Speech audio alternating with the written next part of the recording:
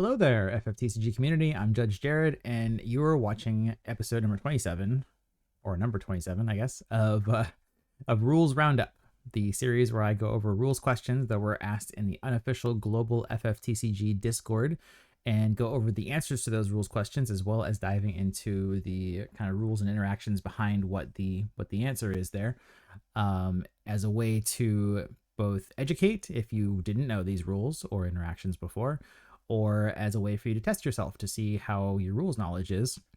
Because I do firmly believe that the stronger rules knowledge that you have as a player, the better of a player that you'll be, as well as just giving you an opportunity to be a resource for the community, both your local community, and if you're in some of the more online spaces, then also online, being a resource to help with people understanding the rules and how it works. So that's what we're here for, to go over rules questions and what the answers are and why.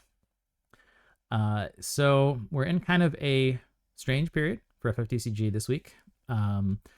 It's both busy and not busy. What I mean by that is it's busy in the sense that we're in the swing of spoiler season. So we got a lot of spoilers coming out at a pretty quick rate at this point. People are excited about that, about the new set coming out at the end of the month. And there's definitely a lot of buzz right now because of the changes to the ban list and restricted list that were just announced in this last week. And so there's a lot of discussion around that. So lots to talk about there, but of course, where it's not busy is for anybody outside of Japan, basically. There's a lot of kind of questions about what's going on with the season this year. With the layoffs at Square Enix and stuff, there's a lot of question marks around what the season's going to look like. If it's just, it could be anything from a carbon copy to what we've had the last few years, all the way up to drastic changes. And we kind of don't know. And normally at this point of the year, we have gotten some announcements about the season, at least in North America. And right now it's just radio silence. So I don't know. We're waiting to see what happens. But I don't know, maybe by the time this video comes out, we will have gotten more information than when I'm recording it. And if that's the case, then yay. But if not, we're all waiting together.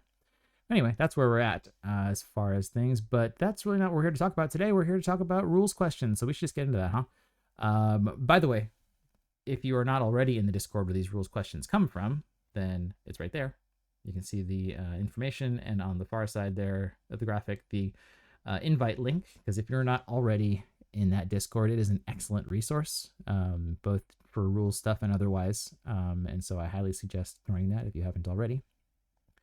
But that's where these rules questions come from. I'm still playing catch up right now on all of these rules questions, by the way, because quite a lot of them piled up while I was on kind of a unplanned hiatus. So you're going to see that some of the questions being asked, that we're kind of catching up on stuff from a couple months ago at this point. And I'm working my way back to being current. But let's get to it. I have a dozen questions, and they're not going to answer themselves. So first question. Ward enters and chooses to deal 7,000 damage to Mina. I respond. We're off to a great start. I respond with Mina's ability and choose Mina to not be a choosable character. Would Ward lose its target after the stack resolves? If so, would that mean that all abilities that grant this sort of ability resolve this way as long as it's at the end of a stack? Great questions here. Great thing to start off with. I am going to quibble a little bit with some of the wording here just because we have to be very specific with the wording that we use. It's the nature of the rules, is that a lot of words have very specific meanings, and so it's nitpicky, but we kind of have to be nitpicky with the rules. But to get to the heart of the question here, all we need to know is that Ward has chosen Mina to deal 7,000 damage, and then Mina uses her ability. What is her ability? It says, we're talking about the action ability that she has, where you deal a couple of ninjas, and then you choose a ninja, and that ninja gains the ability that says this character cannot be chosen by your opponent's summons or abilities until the end of the turn. So this is happening before Ward has resolved, before his auto ability has resolved, and they're wondering what happens in this situation. So the thing about effects that choose targets is that both when you're choosing the target and when it resolves, we're checking to make sure that the target is valid. And depending on the effect, sometimes the like requirements for what makes it a valid target, sometimes they're very simple, sometimes they're much more distinct and very specific. In the case of Ward, his targeting just says choose one forward, right? So that's very straightforward. Hey, I wasn't planning to make a pun there, but straightforward. So yeah, we're checking to make sure that it's still valid. And at the time that his auto ability goes on the stack and we're choosing Mina, she's a valid target. She's a forward. That's fine. But then that's on the stack. It hasn't done anything yet. The person is responding with the ability that Mina's ability resolves. Now Mina has gained this ability that says that she cannot be targeted. So then what happens when we get to Ward, right? When we get to Ward's ability, it's checking again, do we have a valid target? Now Mina is still a forward, so there's that. Still valid in that sense. But what's changed, obviously, from the time that it went on the stack is that now Mina has this extra ability that says that she cannot be targeted. And so because of that, she's no longer a valid target. Because she's no longer a valid target, the Ward's effect is basically going to just self-cancel. Because whenever, it's general rule here, whenever an effect chooses one or more targets, and when it goes to resolve, when all of the targets that it chose are no longer valid, then it cancels itself. So to answer the question specifically that it was asked, it says, will Ward lose its target after the stack resolves? It's not, well, I mean, you can say it loses its target, but I wouldn't phrase it as after the stack resolves. Partially because, again, this might be in the middle of a stack that's already going on. There might be other things that haven't resolved yet, so we're not waiting for the stack to resolve completely. We can say it's when his ability is trying to resolve. That's when the game goes, oh, your target's invalid. So that's the specific wording I would use there, is that Ward loses his target when the effect tries to resolve. And then the other part of the question was, does that mean all abilities that grant that sort of ability we're talking about, Mina's where it makes something unable to be chosen, do they all resolve that way as long as they're at the end of a stack? Again, we're not talking about the end of a stack because there might be more stuff happening here. And so it doesn't really matter if this is at the top of a stack, the middle of a stack, bottom of a stack, doesn't really matter. We're just looking at it in the window of time that it's resolving. In that window, we're looking, are the targets valid? Yes, no, and then depending on how many targets there were and how many of them are still valid or not, that is what determines how we resolve the effect at that point. So since I didn't say it yet, and this question is about if all abilities resolve that way, if you had multiple targets, multiple things that were chosen, specifically the word choose, if you had multiple and the effect goes to resolve and at least one of those targets that was chosen is still valid, then the effect is going to resolve as much as it can. It's going to do as much as it can. Obviously, anything that it chose that's not valid now is not going to do anything to that, but the rest of it resolves. It's only when all targets that were chosen are no longer valid that the whole thing self-cancels. So hopefully that clarifies that. All right, next up. If opponent uses Grand Summon from Braska and targets Auron and I respond with Auron's ability, is the damage still prevented even though Auron is broken from Grand Summon and no longer able to take the 8,000 damage? Before I answer the question, I just have to say, for any of us that have played Final Fantasy X and know this, the idea of Braska using Grand Summon on Auron is kind of blasphemous. Kind of just a hilarious visual to imagine that happening, but here we are.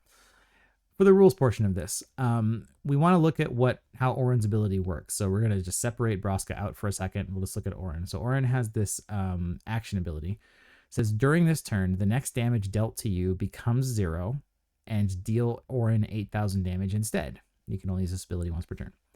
So when Auron's ability resolves, it creates an ongoing effect that makes it so that the next time that you receive damage on that turn, there's a replacement effect. And so it replaces the damage being dealt to you with dealing 8,000 damage to Auron instead. So that's how this works. So to understand this question, the first step is to understand how Auron's ability works if he leaves the field before this happens, just in general, right? Not specific to Braska, but just any time Auron leaves the field and then we have this ongoing effect situation. So let's say that we use that ability, it resolved, Auron gets blasted with Odin or something, and then later that same turn, you take a point of damage. What happens then? Auron's not on the field. And so it's been ruled before already that the problem here, the reason why this doesn't work, why he doesn't prevent the damage, is because it's not possible to do the replacement effect. It's not possible to replace, basically, because Auron is not there to deal 8,000 damage. So if he's no longer on the field when the player damage is dealt, the replacement effect doesn't kick in because he's not there. So it doesn't allow you to kind of be sneaky about it and be like, oh, well, he's gone, but guess what? We're just going to replace that with dealing damage to the guy who's no longer here. And it's not the most intuitive thing because we have other effects in the game that like still kind of resolve the way that they would, whether or not the character is there. But that's not the case with Auron because of this being a replacement effect that requires dealing damage to him as the replacement. So knowing that if Auron's not there, then we can't replace the player damage with dealing damage to him. Now we go back to the Braska situation. So Grand Summon on Braska says choose 2 forwards the opponent controls, break them. Braska deals your opponent 1 point of damage. The important thing here is when we're resolving an effect, we resolve it in order and we do the steps of what it tells you to do in order.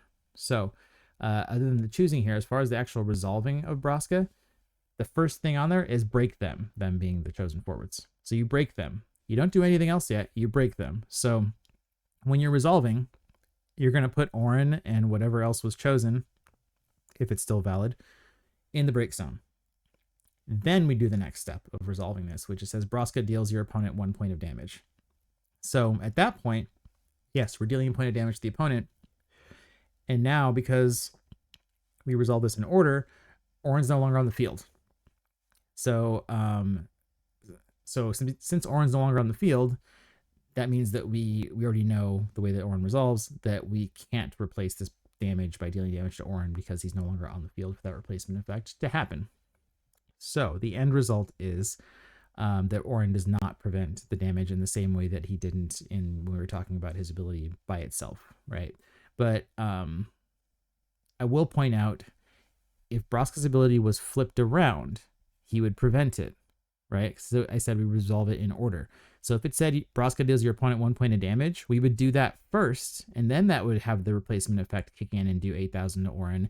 And then if it said break them, now Auron would get broken after that 8,000 was dealt to him. So we would have that.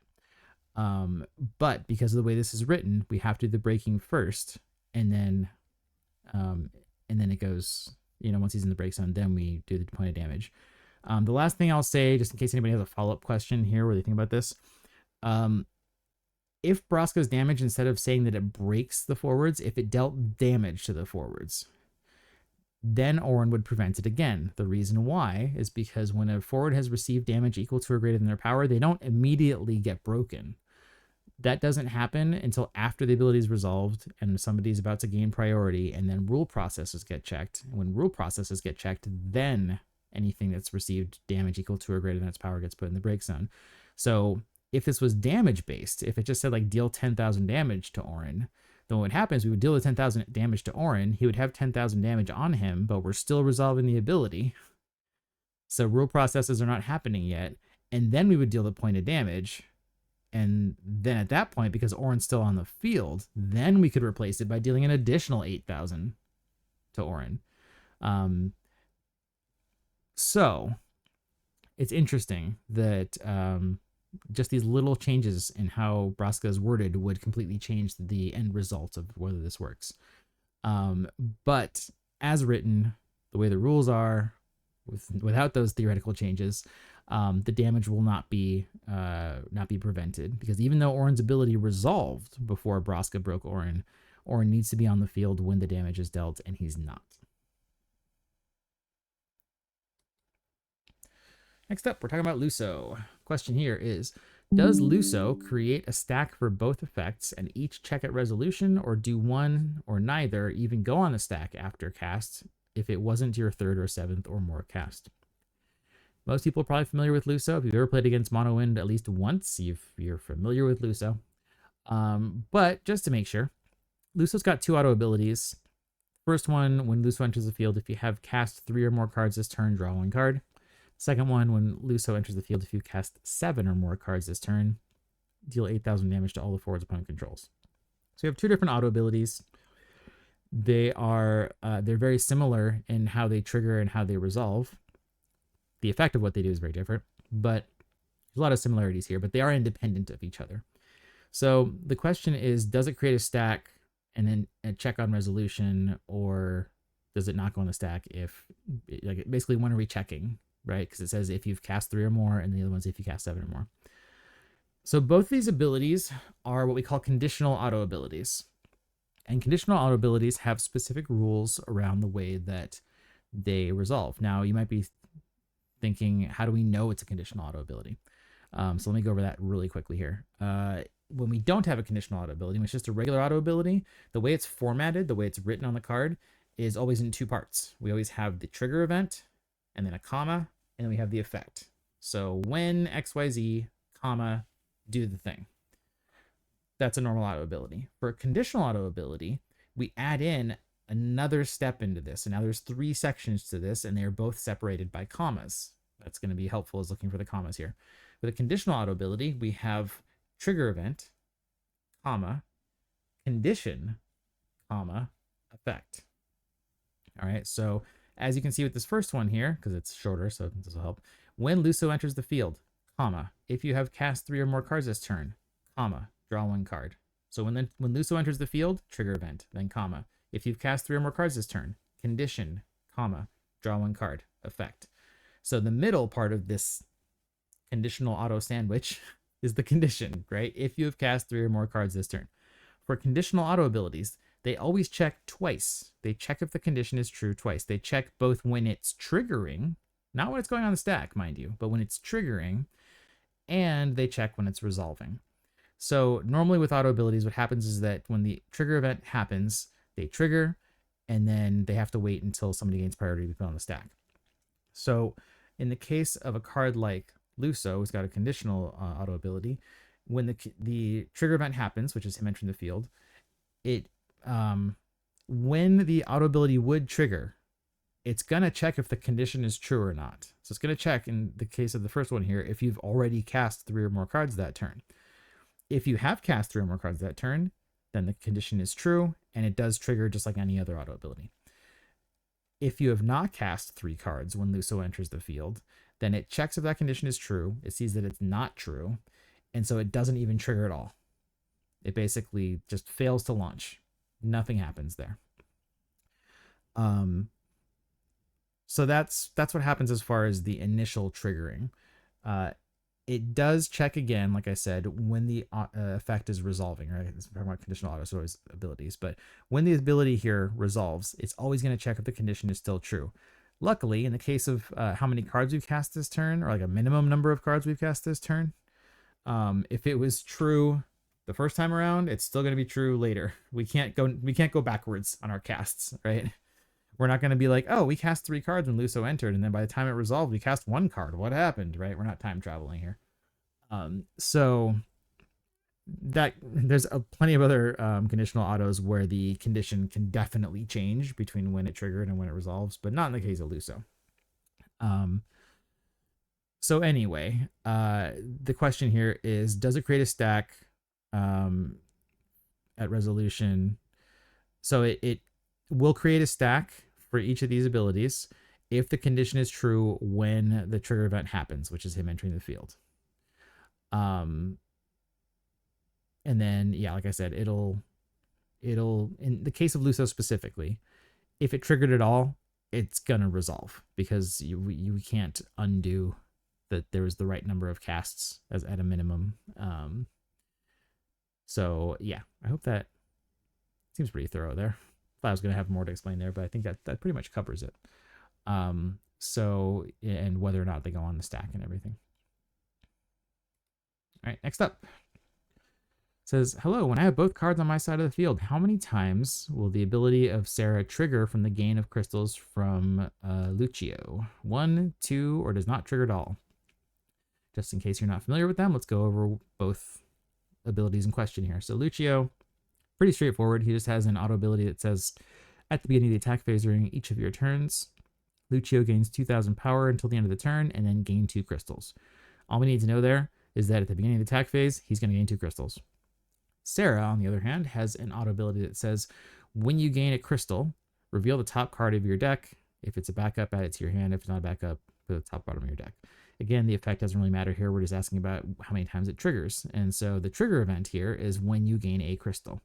So the overall question is, I'm gaining 2 crystals, and then the trigger event for Sarah is when you gain a crystal. So does it count as 1 trigger or 2 triggers? Because it's 1 instance of gaining crystals, but it's 2 total crystals, right? So you can see where the argument could go either way, where it's like, well, there's only 1 instance of gaining crystals, so does that mean I only gain 1 or only get 1 trigger of Sarah? Or is it that because I gained 2 crystals, each one of those individually is the trigger for Sarah? And the answer to this is that it's the latter, that Sarah's going to trigger twice. The reason why is because she doesn't specify anything beyond a single instance of gaining a crystal. Or I shouldn't say a single instance, a single crystal gained. She doesn't specify anything beyond that. There are other auto abilities that say when whatever the thing is, when the trigger happens 1 or more times, then do it. And if it says 1 or more, that's your cue that the same thing happening multiple times as part of 1 action is only going to trigger it once. But here she doesn't say that. She doesn't say when you gain 1 or more crystals. She says when you gain a crystal. And so that being the case, that means each individual crystal that you gain is a separate trigger event for Sarah's auto ability. So if you have both of these, then she's going to trigger twice. It's kind of funny, I guess, the question says it's not trigger at all. Like, that would take a real strict interpretation where it's like, oh, it's only when you gain a single crystal, right? Not if you gain 2 crystals. You gained too many. It's not going to trigger.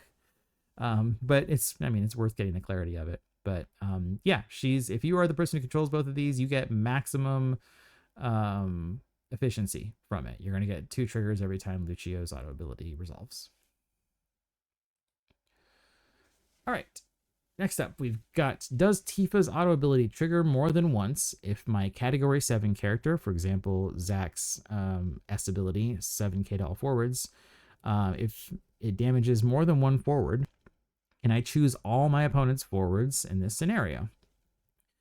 Again, just in case you're not familiar, let's go over the relevant portions here. Zack, all I need to know is that his special ability, Meteor Shots, deals 7,000 damage to all the forwards the opponent controls.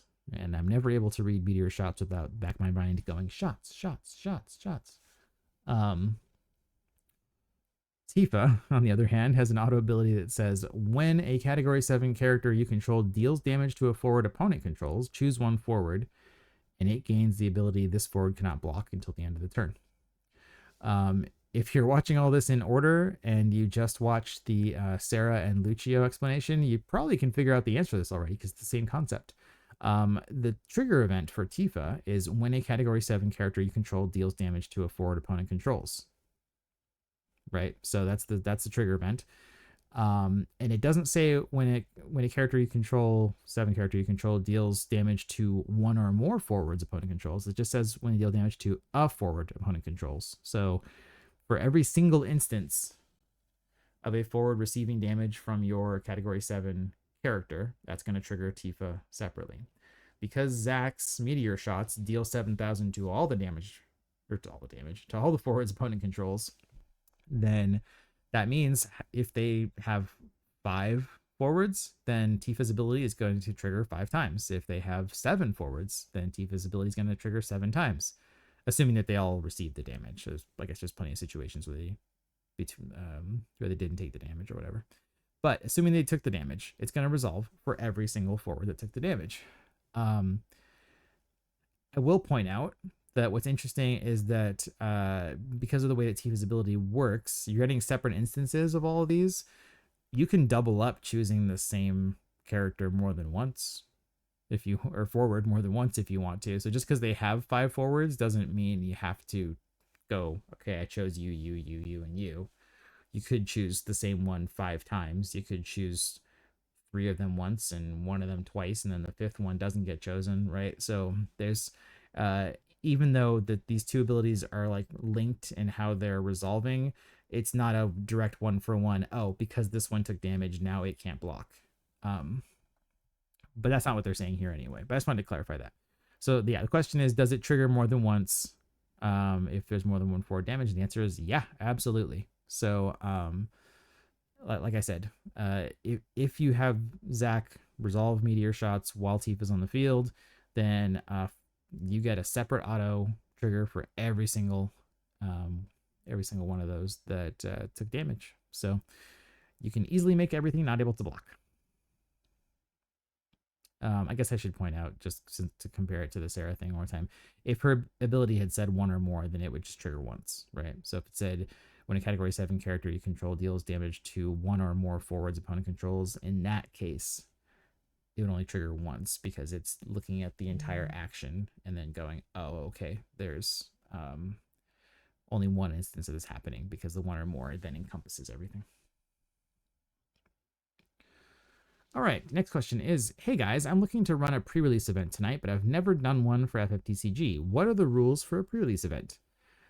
This gets into the fact that I'm catching up on old questions, because this is from so long ago that it was from the last pre-release, and we're only like a few weeks away from the next pre-release.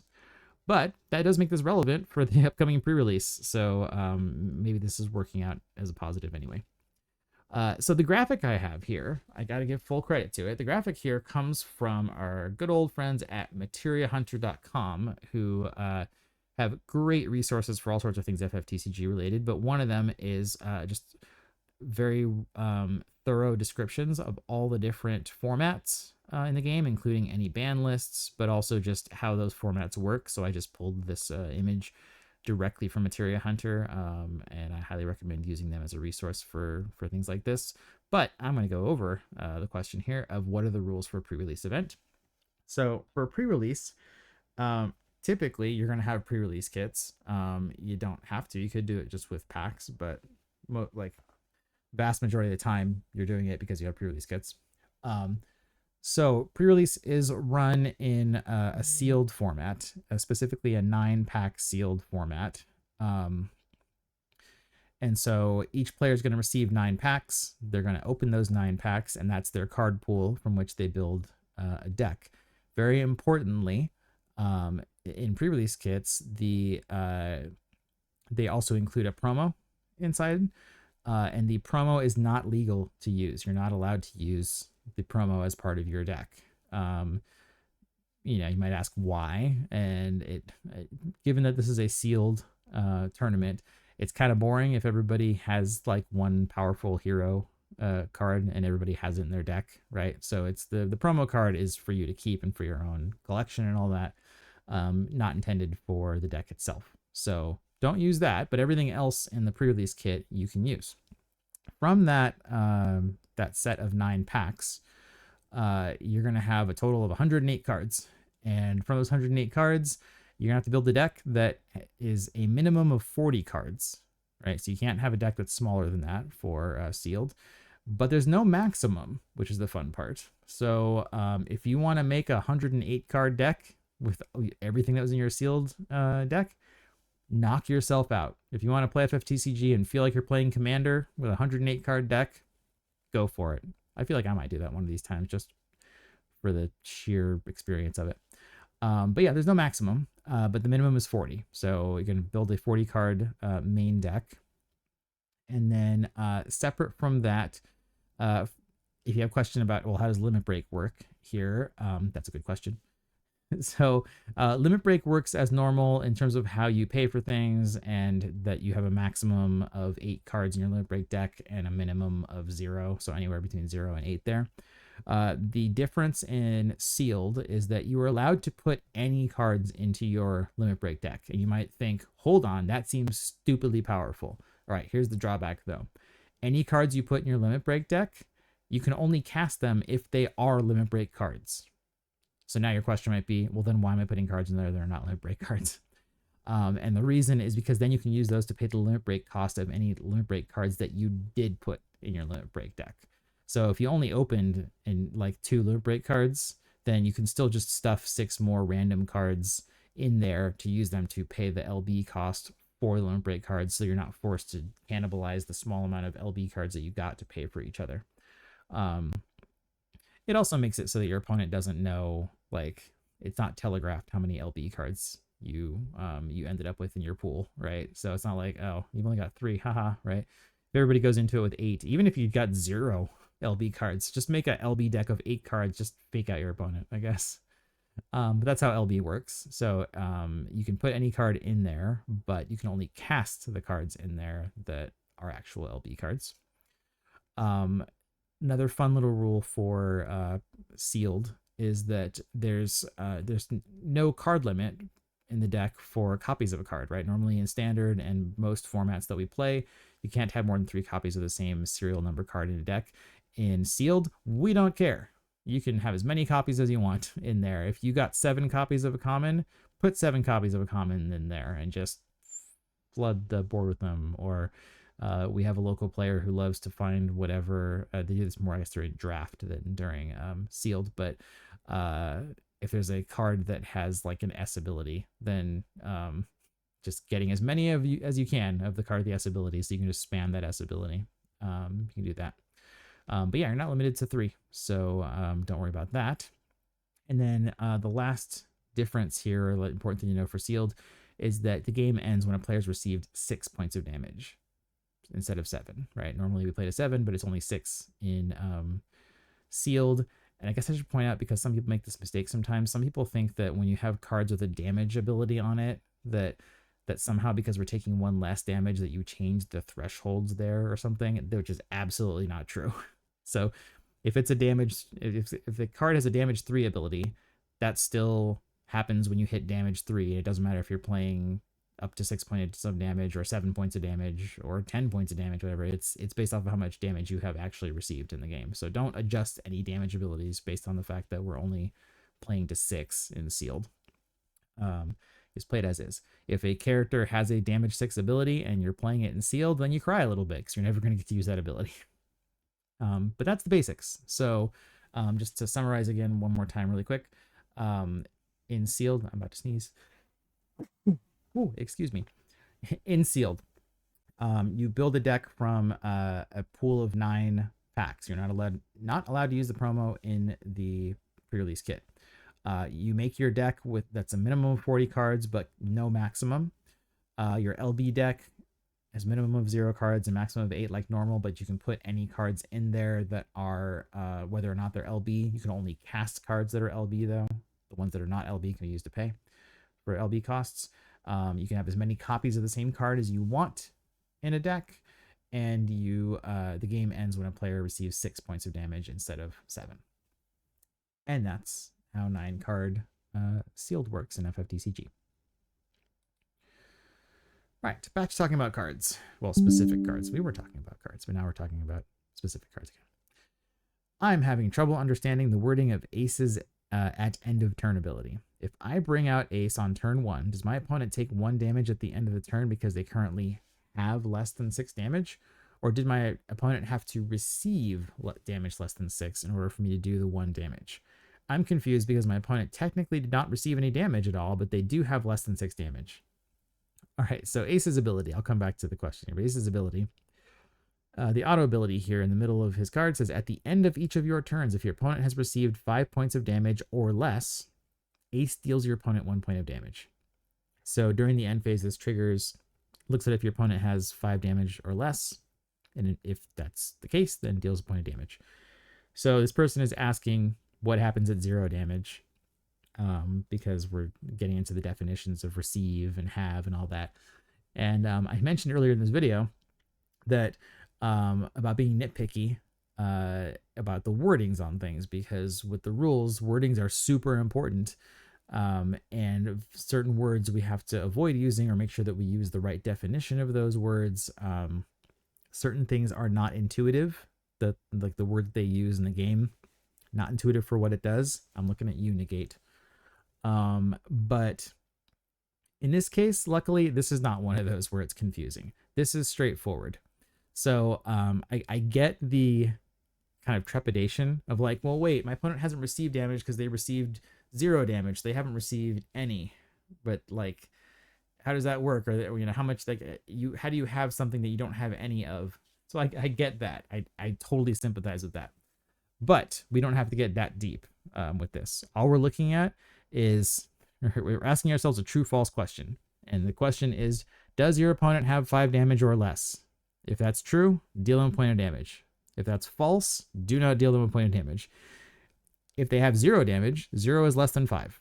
So 0 means that's true, right? If your opponent's received 0 points of damage, then it's absolutely true that they've received less than 5 points of damage, and that means that Ace will deal 1 point of damage. So for all the things that we do have to overthink about in FFTCG to make sense of it, luckily Ace is not one of them. Ace is good like that. Next up, Lael. I have a question on Lael's break of forward/monster ability. Let's say I have 2 crystals at the beginning of the attack phase. I declare an attack with Lael and activate his ability to gain a crystal, and I now have 3. Could I activate Lael's break of forward/monster ability in response to my opponent's blocking declaration? Does this still meet Lael's while Lael is attacking text? It's a great question. The definition of what counts as an attacking forward is one of those things that catches people up here. I will come back to that definition, but just in case people are not familiar with this Lael, he's got an action ability costs 3 crystals. It says choose 1 forward or monster, break it, and then they specify you can only use this ability while Lael is attacking.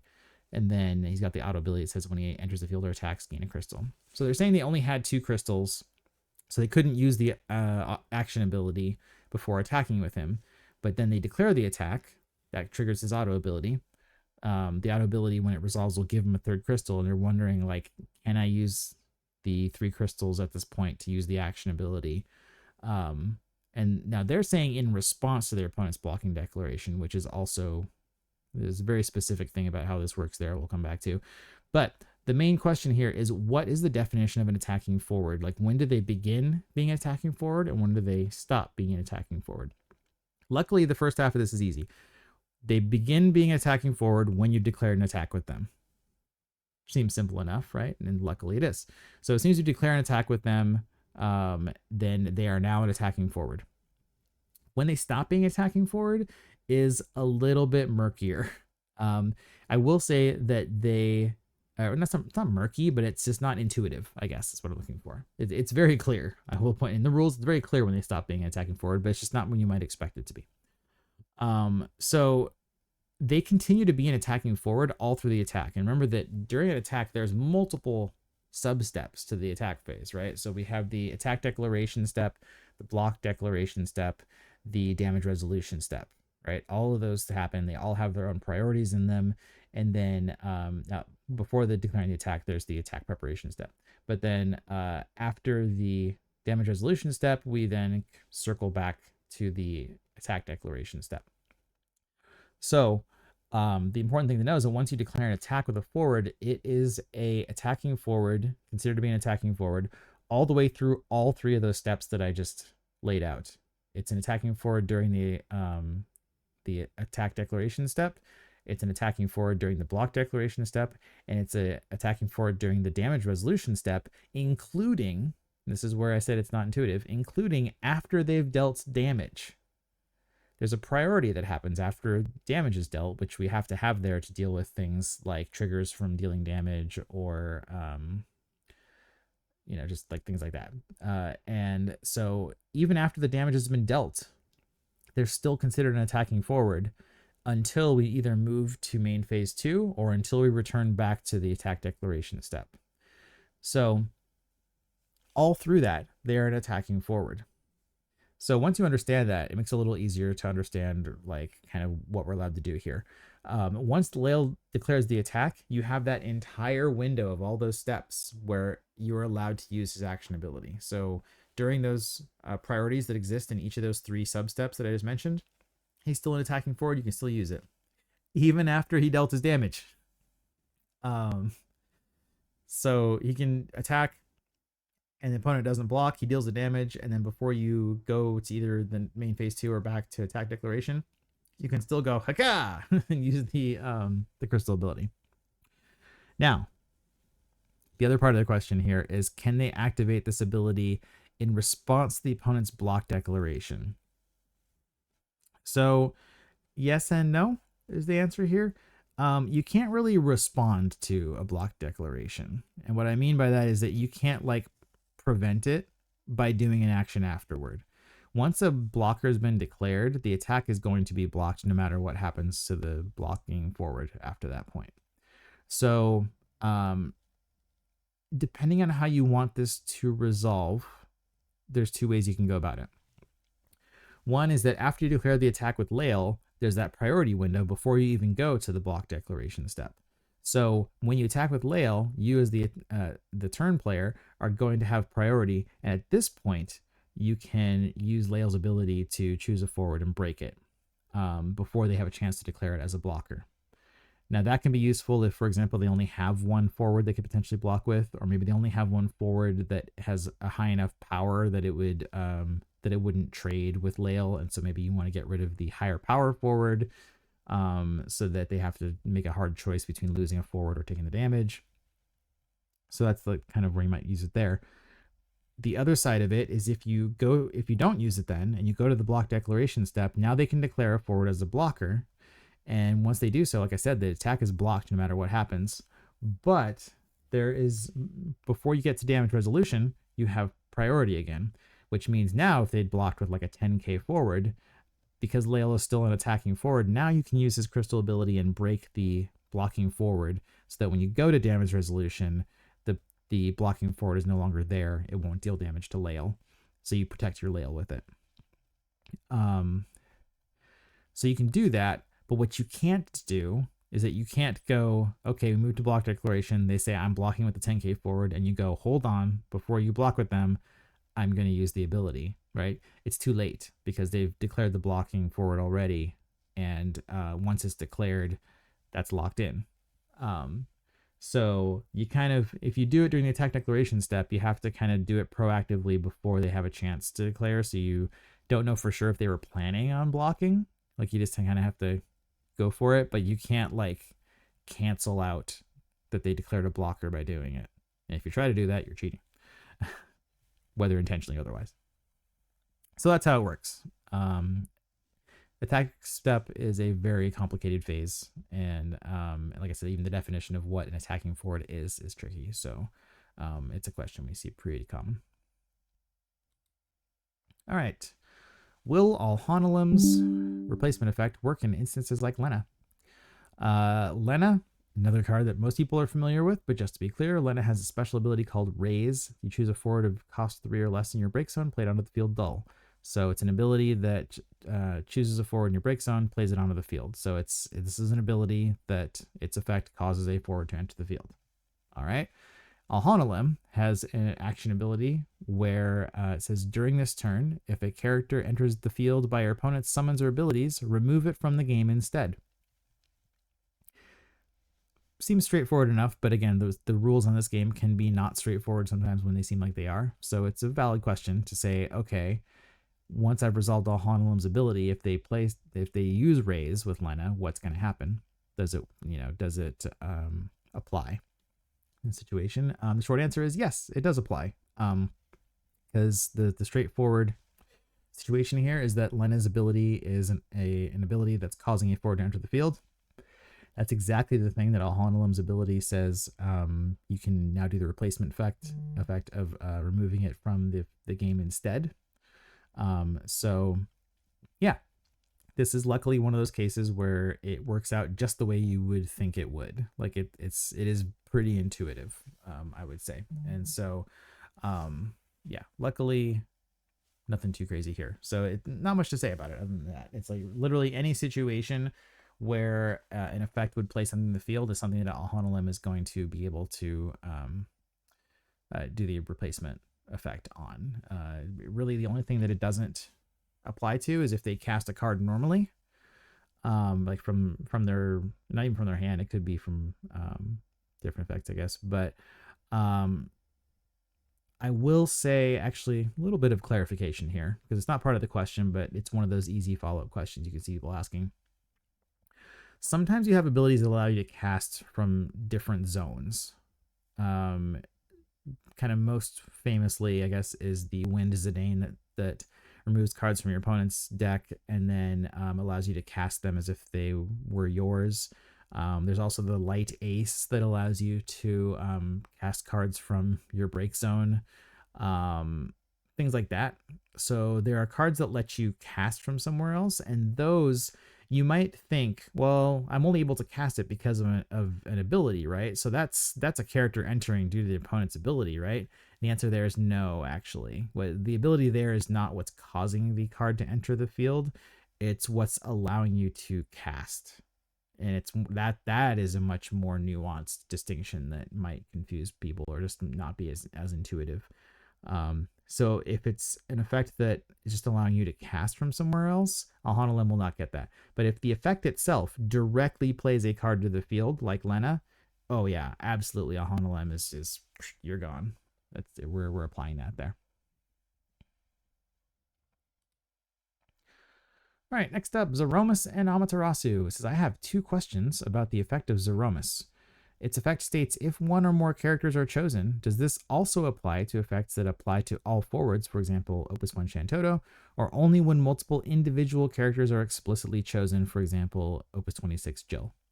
And then the second question is, how does Zeromus interact with Amaterasu? They essentially cancel each other out. I assume it depends on the stack order, and Amaterasu would win. All right, because there are 2 questions here, we're just going to ignore that second one for a second. We'll circle back to it, but let's do the first one. So Zeromus' ability says, when one or more characters you control are chosen by your opponent's summoner ability, if your opponent does not pay 4 CP or a crystal, cancel its effects. So the question is, does that apply to effects that say all forwards? For example, Opus 1 Shantoto. And I don't have Opus 1 Shantoto up here, but it's also one of the most famous cards in the game, so you're probably familiar with it. I will say that Shantoto's effect does not choose anything. So Shantoto says to remove all of the forwards on the field from the game, right? It doesn't. And an important thing to remember in this game is if an effect does not say the word choose, it is not choosing. If you look through it and you don't see the word choose anywhere, it doesn't count as choosing. Zeromus' effect here, the trigger event, is when one or more of your characters that you control are chosen. So that's straightforward right there, which is that Shantoto didn't say choose, so it doesn't choose. And if it doesn't choose, then your stuff is not being chosen. It doesn't trigger Zeromus. I hope that's pretty clear. So as their question says, it does only apply to when there's an effect that chooses at least one character, and maybe it chooses more than one character. They mentioned Jill. So yeah, if you have Jill there and Jill's choosing more than one character, then that will trigger Zeromus once, mind you, because it's the trigger event for Zeromus is when one or more characters are chosen. So that's one action that triggers, that's the trigger event happening once, triggers Zeromus once. So yeah, if you have an effect that just says do this to all forwards, it's not choosing. It's not going to trigger Zeromus. Second question is how it works with Amaterasu. In their words, they say, oh, they essentially cancel each other out. Maybe it depends on the stack order, like which one of them wins. Now, the idea here, the thing about Amaterasu is Amaterasu says it to choose one auto ability. You're not able to choose an auto ability until it's on the stack. And so because of that, we have to wait until Zeromus' auto ability triggers. Okay, cool. It triggers. It's put on the stack. It hasn't resolved yet. And then we cast Amaterasu targeting it. Now, because of that, because the Zeromus is already on the stack, it's in a fixed spot on the stack. We can't go underneath that. We can't have Amaterasu resolve after Zeromus, just by the very nature of it. Like if it wasn't already there, then we have nothing to choose, right? So because of that, Amaterasu is always going to be higher on the stack than whatever auto ability it chose, like this one, Zeromus in this case. So the question says, I assume it depends on the stack order, but the stack order is always fixed. The stack order is always going to be the Amaterasu above the thing that it chose 100% of the time. Because of that, Amaterasu is always going to resolve first. And the effect of Amaterasu is to cancel the effect of the thing that it chose. So even if there's a bunch of stuff in between the two of them, like the auto ability's there and then a bunch of other things triggered, and then we cast Amaterasu up here, and the Amaterasu chooses the Zeromus down there, it doesn't matter. Like, they could be next to each other, they could be far apart, doesn't matter. Amaterasu is going to resolve first.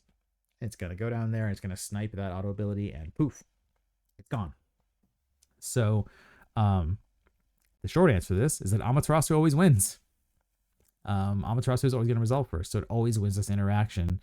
So, and because the payment for Zeromus, for the crystal, doesn't happen until it resolves, that means by the time you get down to the point where the opponent would have had to choose to pay, it's already been canceled. So they don't even have to bother with any of that. I guess the other question maybe they have here is that they say how it interacts, because they say they cancel each other out. So I do need to point out something else here, I guess, which is that they don't cancel each other out in the sense that maybe the person is thinking that Amaterasu chooses the forward, but it doesn't. And this is one of those very common mistakes that comes up because we have so many effects that choose characters that we're used to that being like the default. But Amaterasu's wording doesn't say choose a character. It says choose one auto ability. So I point this out to say that if Zeromus's effect is already on the stack and then Amaterasu is cast and it chooses Zeromus's auto ability, that's not going to trigger Zeromus again. Because you're not choosing Zeromus, you're choosing the auto ability, right? It's like Zeromus threw a snowball and we're not targeting Zeromus, we're targeting the snowball. And so because of that, we're not triggering another thing from Zeromus. So they don't cancel each other out because Zeromus is never going to interact directly with Amaterasu because Amaterasu is not going to trigger Zeromus. It's just not possible. Amaterasu, it's impossible for Amaterasu to choose a forward. So because of that, Zeromus's auto is not going to resolve, or sorry, not going to trigger. So, yeah, it comes back to the initial point, which is that Amaterasu always wins. Okay, I have an Opus 7 Bart that's using Rapid Fire. Declaring an attack to the opponent, the said opponent has an Opus 11 Yuna and Opus 26 Titus. Given that the Titus owner has 3 points of damage, if he declares Yuna as a defender, does Bart deal 10k damage to Yuna, which gets all transferred to Titus, or only 7k, which is Yuna's total power gets to transfer to Titus? So, Bart's has a lot of text here, and they mentioned using the rapid fire special.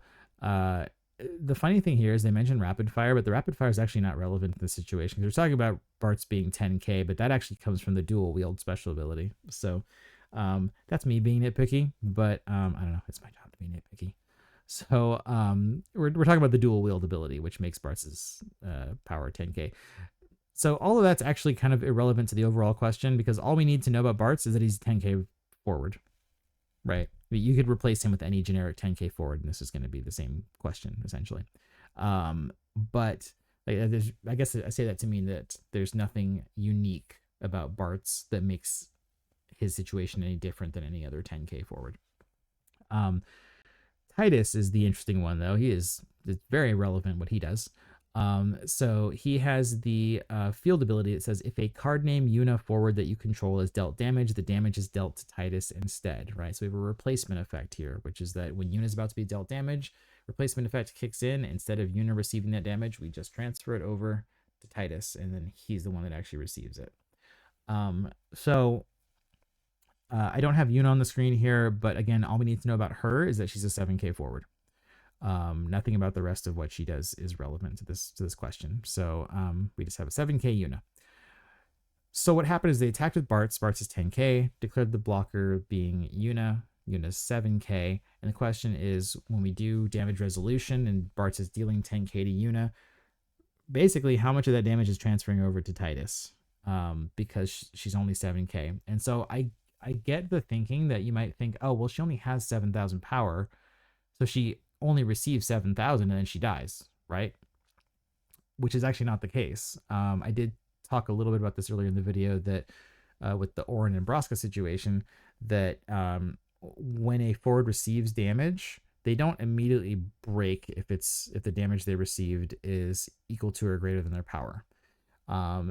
they don't break until rule processes get checked, and rule processes won't get checked until after the effect finishes resolving. So because of that, a forward can take an unlimited amount of damage. They're gonna break most likely, but they can take an unlimited amount of damage, right? You can have a 3k forward get nuked for 90k or whatever, and it happens. Well, I mean, it doesn't happen yet, but like it could happen. The rules won't stop you, I guess is what I'm trying to say. So just because she is 7k doesn't mean that the damage she receives stops at 7k. Like she's going to receive, in a normal situation without Titus, she's going to receive the 10k damage. So then she's a 7k forward who has received 10k damage, and then after the ability, or sorry, after damage resolution, we're not talking about ability in this situation, my bad. But after the damage has been assigned in this case, then when the turn player gains priority, then we're checking rule processes at that point, right? So it's different than an ability, but we're still waiting for rule processes. Rule processes do not happen instantaneously when we're assigning damage or giving out damage here.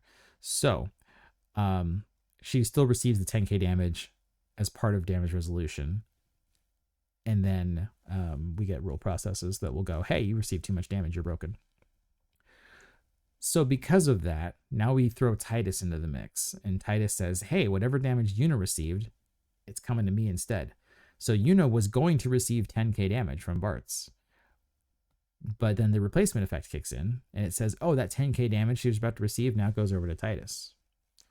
So the answer to this question is that all 10k is going over to Titus because it doesn't get limited by like what a character was going to receive.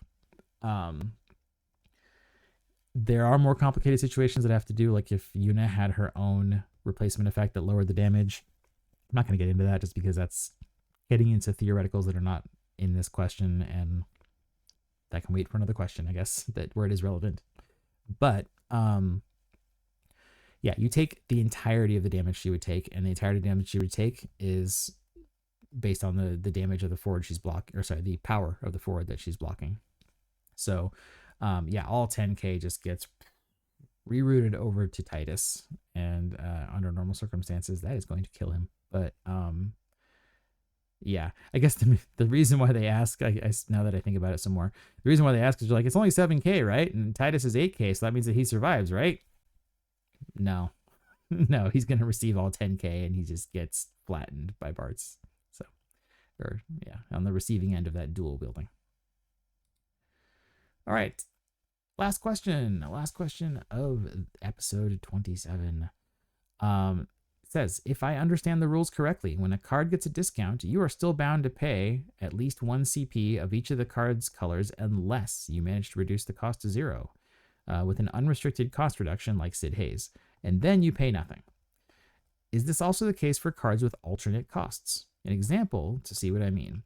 With Sid Hayes' discount, I can play Earth Cecil without paying any CP and just take 1 damage. However, if I want to play Kefka with an alternate cost, I still need to pay Earth plus Lightning plus Ice, since I would need to discount at least 3. Is this example correct? As usual, I saved this one for last because it's a little bit more complicated, and so we kind of have to attack this question from multiple angles to really understand things.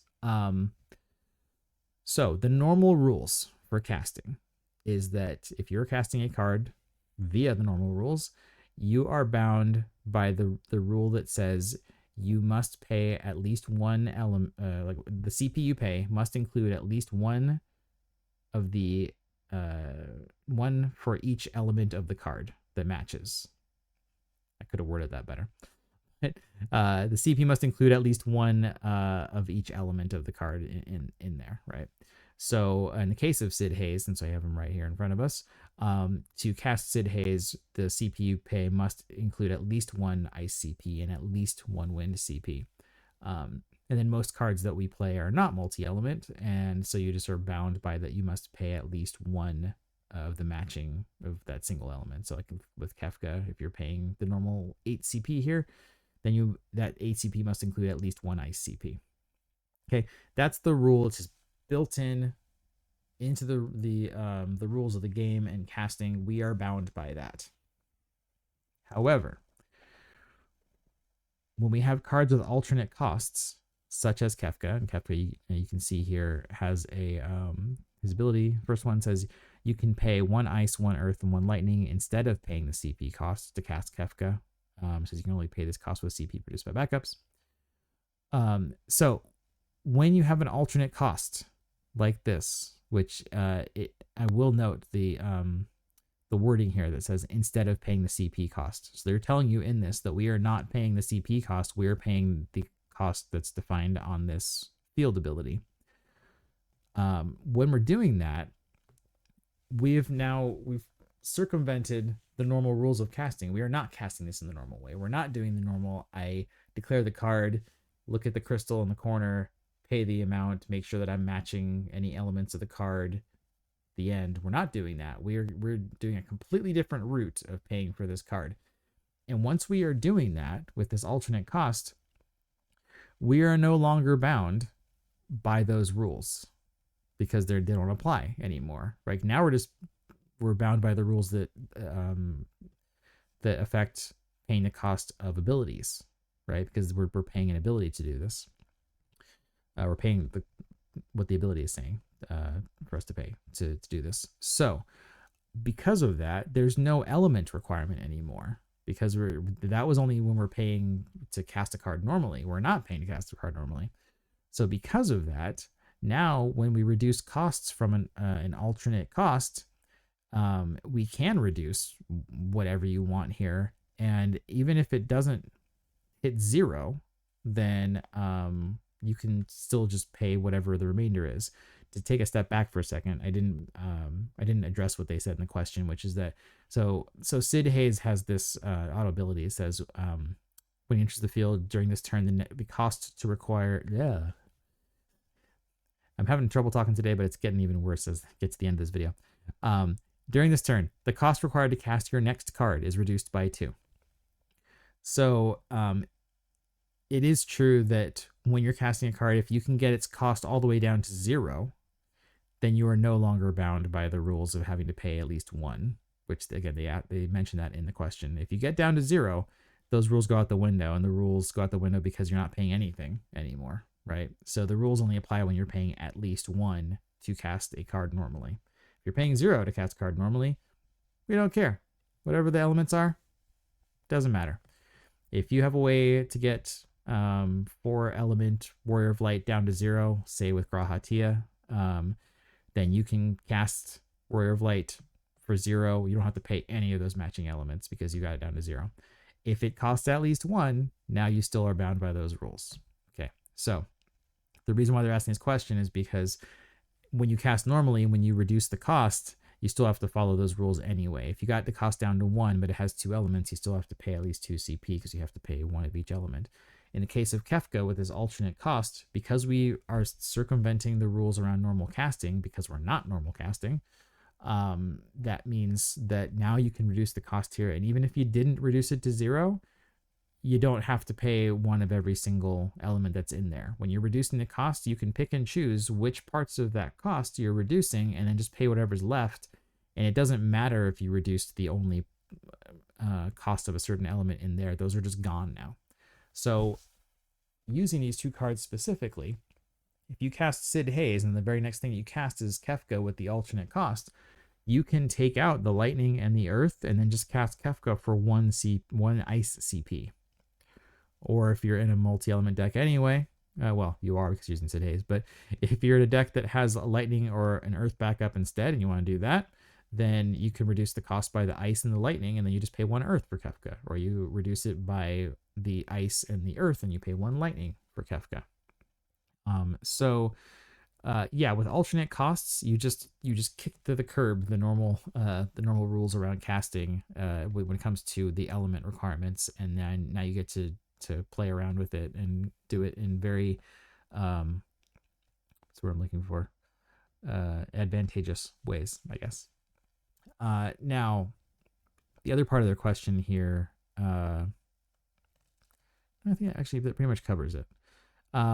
I guess I'll point out that because I don't have the Earth Cecil up here, they mentioned being able to use Sid Hayes' discount there, and that touches on what I was saying about if you get the cost down to 0, but like it's an alternate cost. So with the Cecil, it doesn't really matter. His alternate cost is 1 earth and 1 water. So Sid Haze, you would just reduce both of those elements out there, and Cecil costs 0 with that.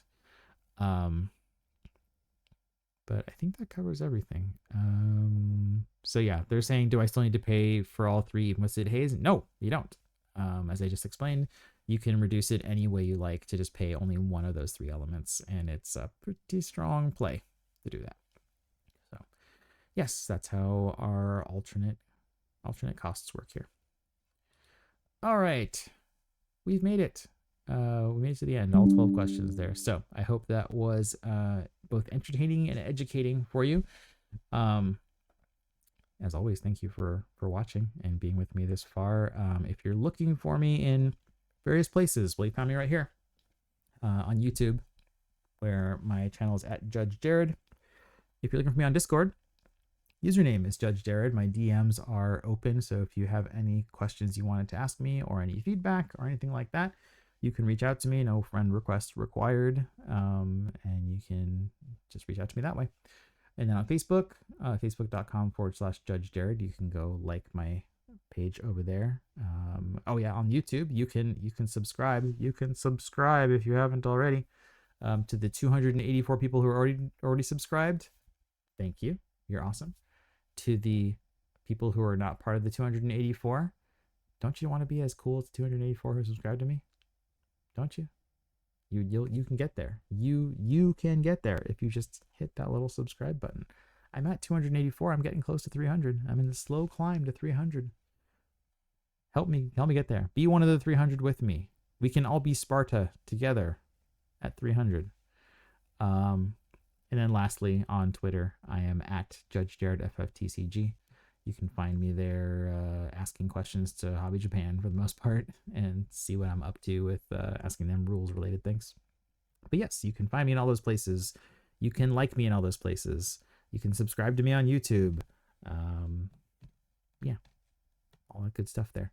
I think that's pretty much all I have to say. I've rambled enough about questions and stuff, but as always, thank you so much for watching. It means a lot to have you guys here watching and commenting and all that stuff. So just genuinely thank you. Yeah, thank you for watching. I'm Judge Jared, and until next time, court is adjourned.